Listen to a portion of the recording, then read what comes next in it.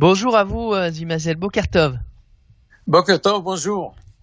Zvimazel, à la lumière de tous les événements récents et bien sûr ce probablement entretien de dimanche dernier en Arabie Saoudite entre Benjamin Netanyahu et le prince héritier saoudien Mohammed Ben Salman, est-ce que selon vous on est de plus en plus à l'aube des normalisations des relations entre Israël et Riyad? Je crois que ces derniers jours, c'est devenu un peu plus compliqué, étant donné que Trump a perdu les élections et, et l'Arabie Saoudite n'est plus sûre d'elle-même, n'est-ce pas? Pour faire la normalisation avec Israël, l'Arabie Saoudite, qui est un pays très important au point de vue au niveau islam et au niveau arabe, n'est-ce pas, a besoin quand même du soutien très fort des États-Unis. Et maintenant, c'est pas sûr. Et c'est la raison pour laquelle je crois que la semaine dernière, il y a quelques jours, Netanyahou et Mohammed Ben Salman et Pompeo se sont rencontrés là-bas à Neom, dans la nouvelle ville ultramoderne Neom, pour voir ce qu'ils doivent faire. D'après ce qu'on comprend, d'après ce que certains fonctionnaires saoudiens ont dit, il n'y a pas eu de décision très importante prise et la situation est en attente. Ils attendent de voir quelle serait la nouvelle politique de la nouvelle administration. Si l'Arabie Saoudite sent qu'elle sera soutenue très fortement, n'est-ce pas, par Biden, et qu'il y aura un front américano-israélo-saoudien, émirati, etc., en face d'Iran, ils le feront. Sinon, il faudra du temps. Et puis, il y a autre chose. Il ne faut pas oublier que le roi Salman, le père de Mohammed, n'est-ce pas, et il est très réticent à marcher vers la normalisation avec Israël tant que l'affaire palestinienne n'est pas résolue. Et n'oubliez pas que l'Arabie Saoudite a initié les plans de paix arabes, n'est-ce pas? Et puis depuis longtemps, elle est le père et la mère de cette initiative et ils les soutiennent énormément les Palestiniens. D'autre part, ils veulent bien avoir la normalisation avec Israël parce que c'est très important pour eux au point de vue technologique, au point de vue agriculture, etc., etc.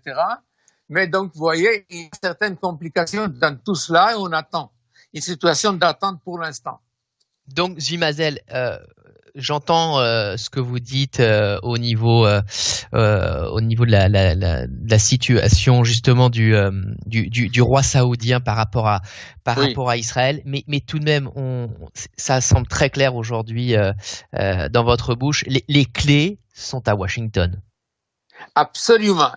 Parce que, écoutez, finalement, Israël. Zvimazel? Oui. Oui, on vous entend. Écoutez, il n'y a pas de doute que Israël et l'Arabie Saoudite et les pays du Golfe sont à côté de l'Iran et ensemble, ils constituent un certain front, mais quand même derrière eux, il faut qu'il y ait l'Amérique. L'Amérique, c'est finalement la pièce la plus importante de cette construction. Et n'oubliez pas non plus que l'Arabie Saoudite attend que l'Amérique continue à lui vendre des armes sophistiquées. L'Arabie Saoudite voudrait avoir les F-35, etc., les nouveaux drones.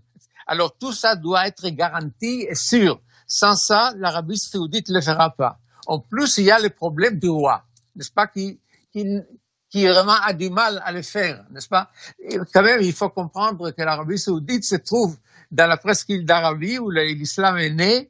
Et l'Arabie Saoudite est gardienne des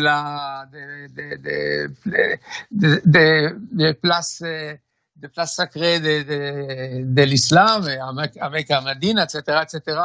Donc, ça se complique. Mais je crois qu'à la base, tant que les MBS est là, le Mohammed Ben Salman, ils marcheront vers la normalisation. Le problème, c'est savoir quand et dans quelles conditions. Il faut de la patience. Il faut que Biden prenne les rênes des pouvoirs, il faut qu'il commence à regarder vers le Moyen-Orient et ça prendra du temps.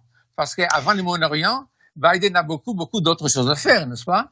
Donc il faudra attendre malheureusement, c'est comme ça. C'est dommage d'ailleurs que pour nous, en ce qui concerne Israël et le Moyen-Orient, c'est très dommage que Trump a perdu les élections parce que c'est lui qui a cassé, n'est-ce pas, les situations et les situations gelées, qu'on ne peut pas faire la paix entre Israël et les Arabes tant que le problème palestinien n'est pas résolu. Ça a été fait, ça a été cassé, mais il faut continuer par un pays très important. Le pays très important, c'est l'Arabie Saoudite. Et après l'Arabie Saoudite, probablement, il y a le Maroc, il y a peut-être le Djibouti, il y a la Mauritanie, il y a les îles Comores qui sont aussi membres de la Ligue arabe. Ils marcheront. Il n'y a pas de doute.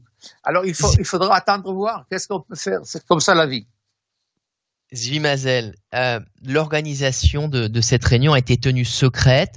Elle a été rendue publique par la suite. Est-ce que selon vous, c'est l'aspect le plus important de la rencontre, comme le souligne d'ailleurs une journaliste du Yediot Aharonot?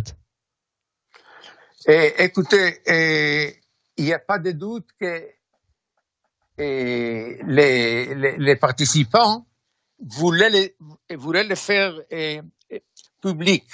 Seulement, c'était un peu compliqué pour les Saoudiens. Donc, ils ont choisi une route un peu compliquée, n'est-ce pas, pour le faire savoir au monde qu'ils sont ensemble et qu'ils parlent. Vous voyez, pas seulement ça. Immédiatement après la rencontre à Neom, en Arabie Saoudite, il y a un fonctionnaire saoudien qui a fait un briefing à la presse, comme quoi ça existait, mais il n'y a pas eu de décision prise. Et quelques minutes après, le ministre des Affaires étrangères de l'Arabie Saoudite a dit non, il n'y avait pas du tout. Netanyahu n'y était pas là. Ouais.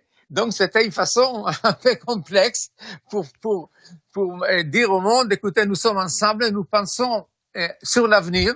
Moi, je crois qu'on peut voir cette rencontre là-bas à Neom comme une rencontre de consultation.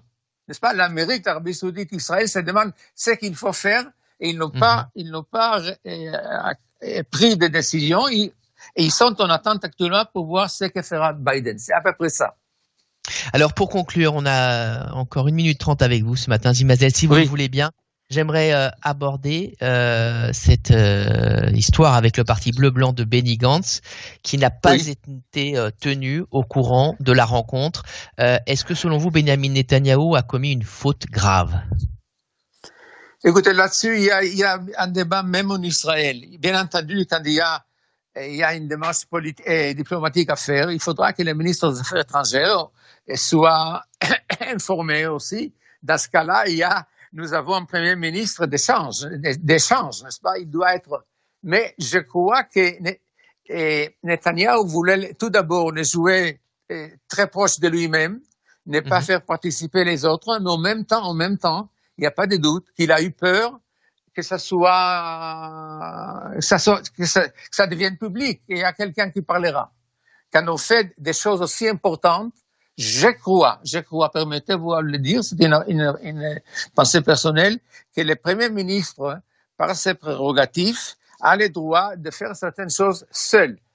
Et puis, quand il a peur qu'une démarche stratégique peut être endommagée. Vous voyez? Donc, on peut regarder des deux côtés. Et est-ce qu'il a fait uniquement pour son ego ou bien justement pour défendre cette démarche importante, très importante, la rencontre avec MBS, donc le prince héritier de l'Arabie Saoudite, vous voyez? Zvi Mazel, on voit tout à fait, on vous remercie pour ces éléments de réponse en direct ce matin sur Judaïk FM. À très bientôt. Allez, bonne journée, au revoir.